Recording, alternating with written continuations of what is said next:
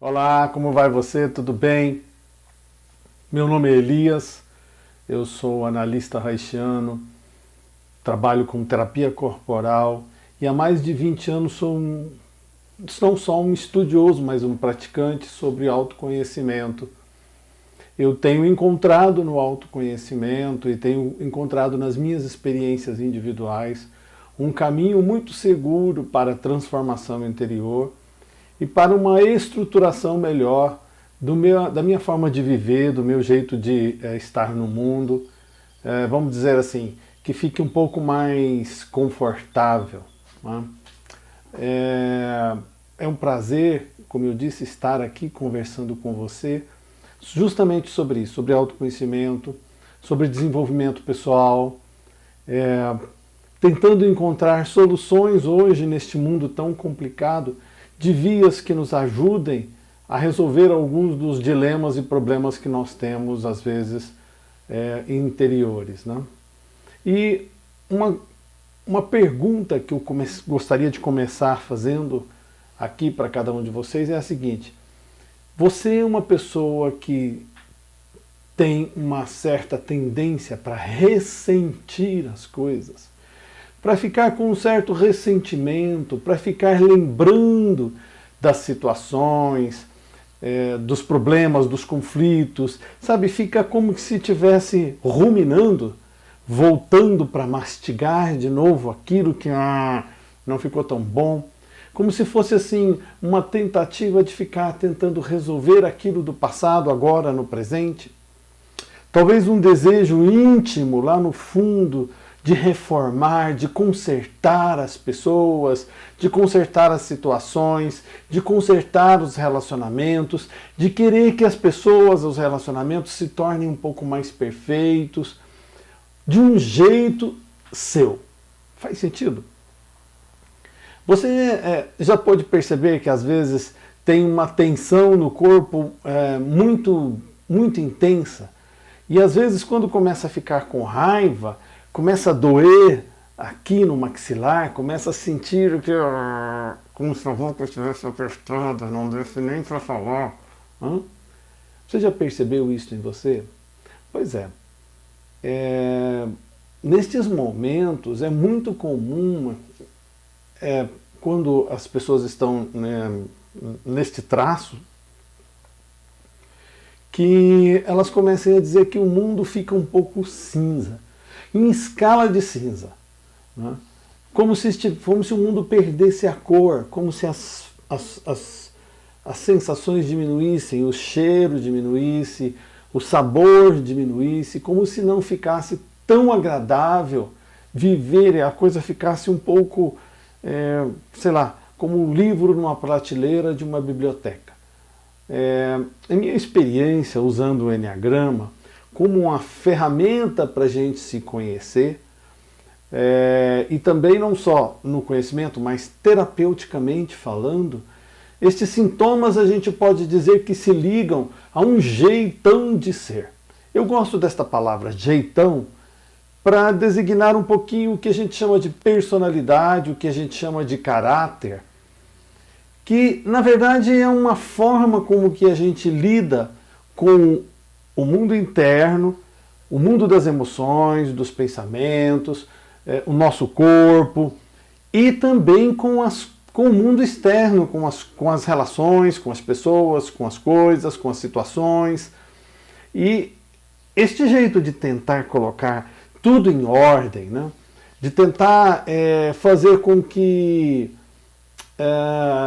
as coisas pareçam mais organizadas, ser um pouquinho cri-cri das bagunças, né? Não gosto de bagunça, não dou conta de lidar com isso, de ser exigente demais consigo, de ser exigente demais com o outro, de ter uma certa dificuldade em acertar quando as coisas não dão certo. Embora você tenha planejado, embora você tenha executado, embora você saiba que tudo estava de acordo com o cronograma e deu errado. Né? E a isso a gente chama de traço de personalidade, traço de caráter. Né? E eu gosto de chamar de um jeitão da gente ser no mundo. Né? E este traço quer dizer o quê? Né? Quer dizer que, na verdade, ninguém é igual ao outro, né? Nós não temos duas pessoas iguais. Mesmo quando a gente tiver gêmeos univitelinos, a forma de estar no mundo vai ser diferente. E esse traço é isto, é esta forma como que a gente resolveu algumas coisas. Resolveu não é uma boa palavra, a gente pode dizer como a gente tentou sobreviver na nossa infância, e isso nos marcou de uma tal forma que a gente vai levar isso para toda a vida, como um jeito de viver, né? Então, sentir uma certa obsessão com limpeza, uma certa tendência para organizar demais, tendência para encontrar padrões em tudo, né? Tendência para controlar demais as coisas, pode indicar este traço de personalidade que traduz um pouco das sensações acima. Sabe assim, as pessoas até, às vezes, na nossa casa podem dizer assim, né? Puxa vida, ninguém consegue atingir os padrões que você estabelece, né, para poder conviver. Por quê? Porque os padrões são muito altos às vezes, né? Então, você está dizendo que ser organizado, Elias, é um defeito? É isso que você está querendo dizer para mim aqui? Não é nesse sentido. Ser organizado é muito bom, né? O problema não é ser organizado, o problema é ser obsessivo de tal forma que esses conflitos, né, essa obsessão por perfeição, essa obsessão por ordem, me leva, por exemplo, a não admitir que dois cadarços de sapato possam ficar com medidas diferentes. E eu estar, de certa forma, tão incomodado com situações tão pequenininhas e entrar em conflitos por regras tão banais que eu acabo perdendo a alegria e a leveza de viver, né? Isto é um aspecto, né? Outro aspecto, que a tensão muscular chega tanta, né, no sentido de controlar tudo que eu sinto, tudo que eu penso, que começa a me dar bruxismo, ATM, eu começo a ter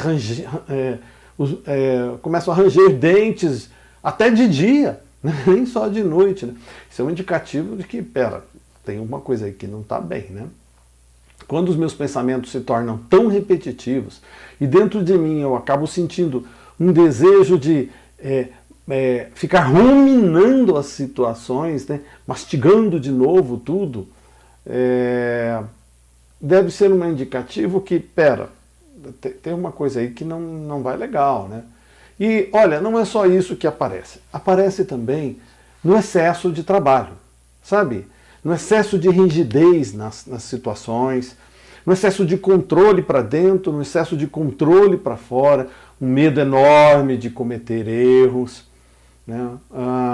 São indicativos que podem mostrar para você, olha, talvez esteja na hora de você relaxar um pouco, né? Soltar um pouco, relaxar, soltar a tensão muscular, divertir, brincar, rir. E eu quero te fazer uma pergunta: qual foi a última vez que você riu até doer aqui no maxilar, até ter dor na barriga de tanto rir? Qual foi a última vez que você deu uma boa gargalhada que vem lá do intestino?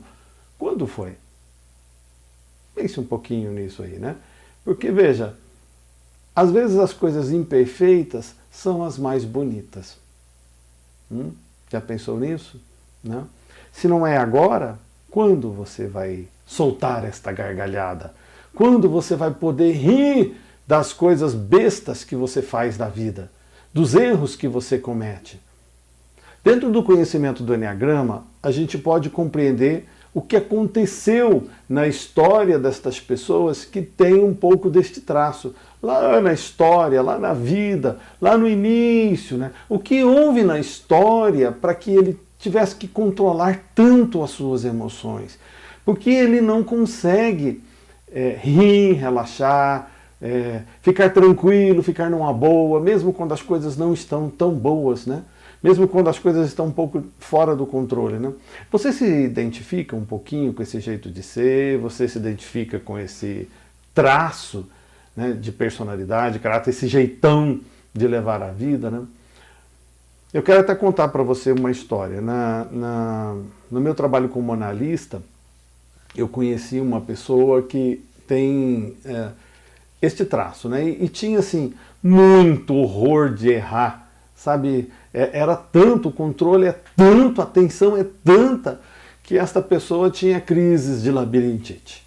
E essas crises eram diretas, ela tinha que se medicar, porque quando alguma coisa a pressionava de fora e ela sentia esta pressão a partir de dentro, e essas duas pressões se encontravam, ela ficava tonta, ela não conseguia, às vezes, lidar com as situações, ela acabava explodindo em ira, e isso deixava ela muito chateada consigo, né? E a partir de um trabalho terapêutico, do conhecimento de como funciona isto, de como funciona esse traço, essa pessoa começou a relaxar um pouco, começou a permitir rir, a permitir fazer coisas que ela não faria, né? Encontrar na natureza, nas imperfeições, um pouco de relaxamento, né? Então o Enneagrama ajuda nisto, a aprimorar esta autoobservação, a ficar de olho em si mesmo, não como um juiz, que, aliás, essas pessoas parece que tem um juiz sentado aqui, né, do lado direito, no ouvido direito, dizendo a todo momento: tá errado, você vai dar mal, tá errado, cuidado, não vai dar certo, né? Não, não é nesse sentido. É muito mais como um amigo que está do seu lado e aponta para você dizendo, né, olha, presta atenção, talvez você possa relaxar, não precisa olhar as coisas de forma assim tão diretivas, né?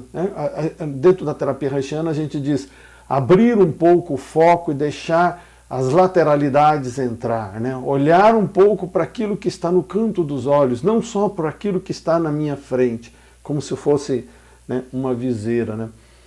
E a pergunta é assim, sempre me fazem, né? E aí? Né? O que eu vou fazer? Tem um jeito de mudar disso? Né? Como é que eu saio disso? E a resposta é sim, né? Dá sim para melhorar bastante. E dá até para você entrar num processo de mudança, né? A resposta é sempre sim. Por quê? Porque através desta autoobservação eu posso relaxar um pouco. E, se for necessário, eu posso buscar uma terapia, eu posso buscar uma ajuda, né? Eu posso buscar algo que me ajude a sair deste padrão excessivo de controle das coisas, né? E você às vezes se sente um pouquinho obsessivo na sua vida, obsessivo com as situações, com os relacionamentos, tentando controlar demais as suas emoções para não sentir às vezes. Como está isso, né? Você conhece pessoas que enfrentam esse tipo de problema na vida? Às vezes os relacionamentos estão para romper tudo porque as pessoas não suportam mais tanta crítica, né, e tanta obsessão. Você conhece assim, pessoas assim, situações assim, né? Conte aí um pouquinho da sua experiência nos comentários aqui embaixo. Fale um pouquinho como você sente sobre isso, como você tem enfrentado isso. Vamos criar um canal de comunicação, vamos conversar sobre isso. E você já conhece sobre o Enneagrama, já teve uma experiência com o Enneagrama, não só de ler livros, mas uma experiência, já fez um mergulho profundo dentro de si? O Enneagrama, então, é essa lanterna, né? Como se a gente iluminasse os nossos caminhos, como se a gente iluminasse para dentro e para fora, para a gente não só entender, mas encontrar formas, caminhos de sair desse jeitão de ser que talvez não preciso mais. Na minha infância pode ter sido necessário, mas hoje talvez não preciso mais. Eu posso relativizar isso, né? Pense um pouquinho sobre isso, entre aqui nos comentários, compartilhe este vídeo com outras pessoas e vai ser um prazer continuar aqui conversando com você sobre estas situações. Um grande abraço, até a próxima!